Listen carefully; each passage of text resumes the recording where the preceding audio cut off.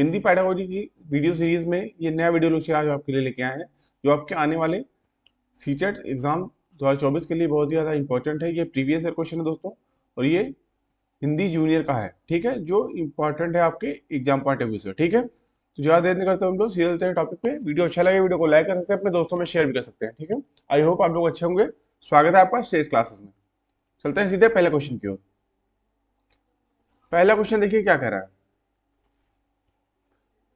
कक्षा 8 में पढ़ने वाली नंदिनी लिखते समय वर्तनी की अशुद्धियां करती है। भाषा शिक्षक के रूप में आप अपनी क्या जिम्मेदारी मानते हैं? ए ऑप्शन आपका राइट होएगा इस क्वेश्चन के लिए, ठीक है दोस्तों।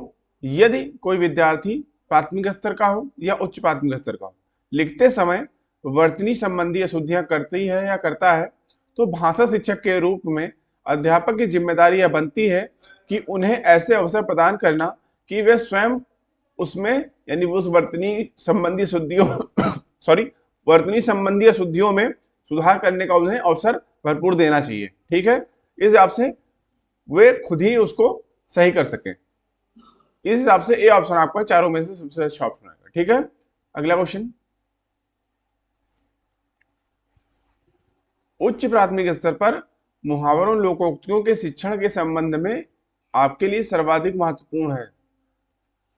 सी ऑप्शन आपका राइट होगा दोस्तों। उच्च प्राथमिक स्तर पर मुहावरे लोकोक्तियों के शिक्षण में सर्वाधिक महत्वपूर्ण संदर्भानुसार मुहावरों लोकोक्तियों के प्रयोगों को समझना और उनका उपयोग करना है, यानी प्रयोग करना है, ठीक है। इस हिसाब से सी ऑप्शन चारों में से सबसे अच्छा ऑप्शन आएगा। अगला क्वेश्चन,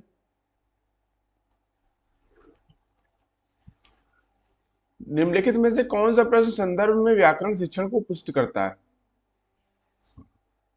डी ऑप्शन आपका राइट होगा दोस्तों। घर घर की अपनी ही चर्चा है। इस वाक्य में घर शब्द की पुनरावृत्ति हुई है।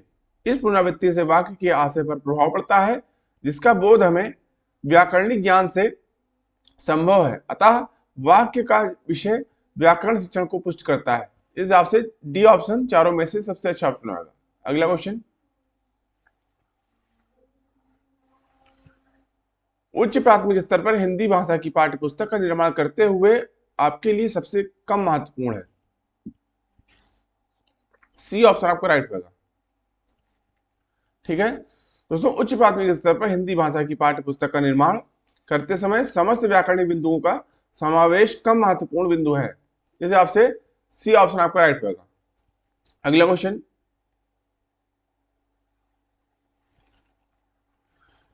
किसी रचना के बारे में स्वतंत्र राय बनाने का आत्मविश्वास विकसित करने के लिए आवश्यक है। डी ऑप्शन राइट होगा दोस्तों। किसी रचना के बारे में स्वतंत्र राय बनाने की आत्मविश्वास विकसित करने के लिए भाषा बोध और साहित्य बोध का होना अति आवश्यक है। अगर किसी आलोचक अथवा समालोचक को भाषा तथा साहित्य का ज्ञान नहीं होगा, तो वह किसी रचना के संदर्भ के प्रति अपनी प्रतिक्रिया नहीं दे सकता है उचित, ठीक है। इस हिसाब से डी ऑप्शन आपका चारों में से सबसे अच्छा ऑप्शन होगा। अगला क्वेश्चन,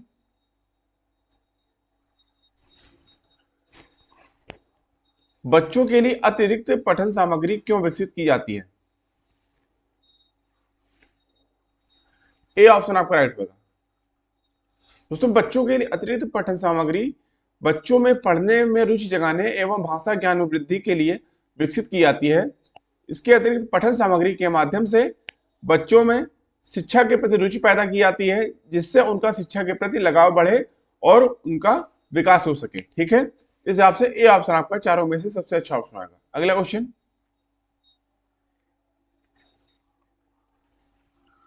उच्च प्राथमिक स्तर पर भाषा शिक्षण का एक महत्वपूर्ण उद्देश्य है। ए ऑप्शन आपका राइट होगा दोस्तों। उच्च प्राथमिक स्तर पर भाषा शिक्षण का एक महत्वपूर्ण उद्देश्य भाषा की नियमबद्ध प्रकृति को पहचानना है। भाषा शिक्षण के द्वारा विद्यार्थी में भाषा का उचित एवं नियमबद्ध तरीके से ज्ञान प्रदान किया जाता है, ठीक है। इस हिसाब से ए ऑप्शन आपका राइट होगा। अगला क्वेश्चन, विभिन्न कार्यक्षेत्रों से जुड़ी प्रयुक्तियों से विद्यार्थियों को परिचित कराया जाना चाहिए। इस कथन में प्रयुक्त से तात्पर्य है। बी ऑप्शन आपका राइट होगा दोस्तों प्रयुक्त एक विशिष्ट नियम का प्रयोग है जो विधि का सूत्र है। यह ट्रिक भी होती है जिससे विभिन्न कार्य क्षेत्रों के विद्यार्थी परिचित कराए जाते हैं ताकि वे विद्यार्थी भाषा के विभिन्न नियमों को आसानी से सीख सकें। बी ऑप्शन आपका राइट होगा। अगला क्वेश्चन, भाषा शिक्षण की किस विधि में मातृभाषा को मध्यस्थ नहीं रखा जाता है? डी ऑप्शन आपका राइट होगा। तो भाषा शिक्षण की प्रत्यक्ष विधि में मातृभाषा को मध्यस्थ नहीं रखा जाता है, जबकि व्याकरण विधि, सूत्र विधि एवं अनुवाद विधि में भाषा की विधि से मातृभाषा के मध्यस्थ रखा जाता है। ठीक है, ठीक है दोस्तों, इस हिसाब से डी ऑप्शन आपका राइट होगा। अगला क्वेश्चन,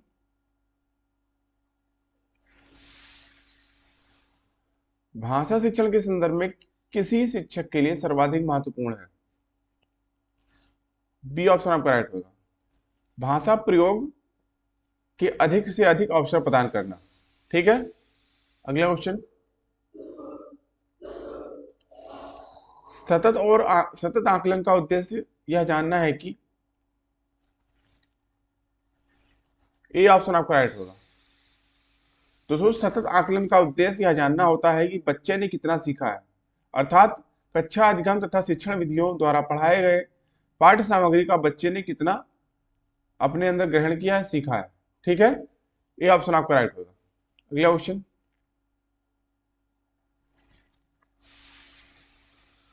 जब शिक्षिका पूछती है कि हम भी सफल होंगे, इस वाक्य में श्री लगने से अर्थ में क्या अंतर आता है? तो इसका आशय है कि शिक्षिका बच्चों को बच्चों को डी ऑप्शन आपका राइट होगा। जब कोई शिक्षिका किसी वाक्य में भी ही तो जैसे अनेक निपात शब्दों के बारे में अर्थांतर करती है तो यह भाषा की बारीकियों को समझना चाहती है। ठीक है, इसका मतलब यह होता है। डी ऑप्शन राइट होगा। अगला क्वेश्चन, हिंदी भाषा के शिक्षक के रूप में आपके लिए सबसे कम महत्वपूर्ण है? डी ऑप्शन आपका राइट होगा। हिंदी भाषा के शिक्षक के रूप में भाषा प्रयोग की क्षमता का विकास, व्याकरणिक नियमों की जानकारी तथा भाषा कौशलों का ज्ञान सर्वाधिक महत्वपूर्ण है, जबकि संवैधानिक मूल्यों की जानकारी सबसे कम महत्वपूर्ण है। ठीक है, डी ऑप्शन आपका राइट होगा। अगला क्वेश्चन, साहित्य की किस विधा के शिक्षण में सस्वर पठन सर्वाधिक अपेक्षित है? सी ऑप्शन आपका राइट होगा, एकांकी। तो साहित्य में एकांकी विधा के शिक्षण में सस्वर पठन सर्वाधिक अपेक्षित है, क्योंकि एकांकी में कई पात्र होते हैं और प्रत्येक पात्र का भिन्न भिन्न किरदार होता है। उन किरदारों को सस्वर पठन विधि द्वारा सर्वाधिक उपयुक्त तरीके से व्यक्त किया जा सकता है। ठीक है, इस हिसाब से सी ऑप्शन आपका एकांकी इस क्वेश्चन के लिए राइट हो जाएगा। अगला क्वेश्चन, और दोस्तों हमेशा की तरह आज का प्रश्न आपके लिए, क्वेश्चन क्या है? उच्च प्राथमिक स्तर पर हिंदी भाषा में अभिव्यक्ति परखने के लिए आप किस प्रश्न को सर्वाधिक महत्वपूर्ण समझते हैं? ए, बी, सी या डी? इन चारों में से कौन सा ऑप्शन सही होगा? इसका जवाब आपको कमेंट बॉक्स में देना है। अभी के लिए इतना ही। आई होप आपको वीडियो अच्छा लगा होगा। वीडियो अच्छा लगा दोस्तों तो वीडियो को लाइक कर सकते हैं, अपने दोस्तों में शेयर भी कर सकते हैं। साथ ही साथ अगर चैनल को सब्सक्राइब नहीं किया तो चैनल को सब्सक्राइब करके बेल आइकन ऑन कर लीजिए, जिससे चैनल पे आने वाले सभी इंपॉर्टेंट वीडियो की नोटिफिकेशन आपको मिलते रहे। अभी की वीडियो को देखने के लिए आप सभी का धन्यवाद। मिलता है दोस्तों नेक्स्ट वीडियो में, तब तक के लिए थैंक यू। जय हिंद।